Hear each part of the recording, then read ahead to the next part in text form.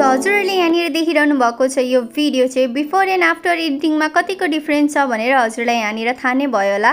So म आज यो भिडियोमा चाहिँ फिल्टर कसरी एडजस्ट गर्ने र फिल्टरको साथसाथै चाहिँ भिडियोको क्वालिटी कसरी रिपेयर गर्ने भनेर चाहिँ सिकाउँछु। सो हजुरहरूले पनि एचडी क्वालिटीमा भिडियो बनाएर अपलोड गर्न सक्नुहुन्छ। सो त्यसको लागि चाहिँ हजुरहरूले चाहिँ मिटु एपलाई चाहिँ ओपन गर्नु होला। ओपन गरिसकेपछि चाहिँ भिडियो एडिटिङमा क्लिक गरेर एउटा भिडियो सेलेक्ट गर्न सक्नुहुन्छ आफ्नो ग्यालेरीबाट। सो मैले चाहिँ यो भिडियो सेलेक्ट गरिसकेको छु। यो भिडियो चाहिँ म हजुरलाई प्ले गरेर देखाउँछु कि यो बिफोर एडिटिङ यो भिडियो कस्तो देखिरहेको छ र आफ्टर एडिटिङ कस्तो हुन्छ भनेर।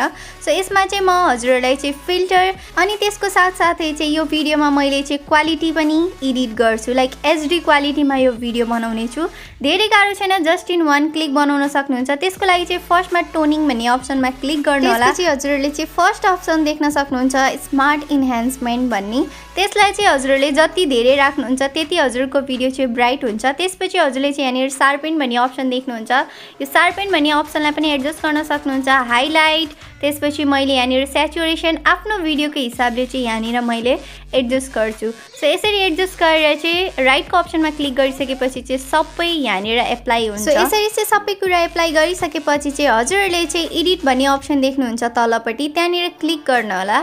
त्यहाँनिर क्लिक गरिसकेपछि चाहिँ स्क्रल गर्दै जानुहुन्छ भने चाहिँ हजुरहरूले चाहिँ एचडी इमेज क्वालिटी रिपेयर भन्ने अप्सन देख्नुहुन्छ। त्यसमा क्लिक गरिसकेपछि माथिपट्टि चाहिँ हजुरले यसरी प्रोसेसिङ भएको देखिरहनु भएको छ।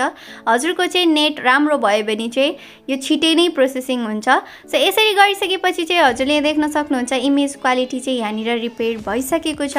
एन्ड रिपेयर भइसकेपछि यो एपले जुन क्वालिटी दिन्छ त्यो हजुरहरूले लाइक अलाइट मोसनबाट त्यति धेरै मेहनत पनि गर्नु पर्दैन, जस्ट इन वान क्लिकमा हुन्छ।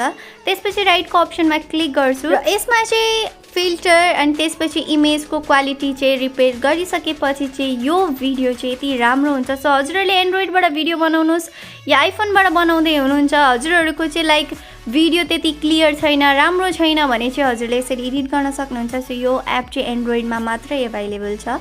सो हजुरहरूले एन्ड्रोइडबाट पनि धेरै राम्रो भिडियो एडिट गरेर टिकटकमा अपलोड गर्न सक्नुहुन्छ। त्यसपछि सेभ गरिदिएँ मैले यो भिडियोलाई। सेभ गरिसकेपछि यसको फाइनल लुक हजुरले यहाँ देख्न सक्नुहुन्छ। सो आउने दिनमा यस्तै खालको नयाँ नयाँ भिडियो लिएर आउनेछु अनि यो भिडियोमा हजुरले अरू चेन्जेस पनि गर्न सक्नुहुन्छ। सो अहिलेको लागि यति नै। आउनेछु म यस्तै खालको नयाँ भिडियो लिएर। कमेन्ट गर्नु होला। तबसम्मको लागि बाई।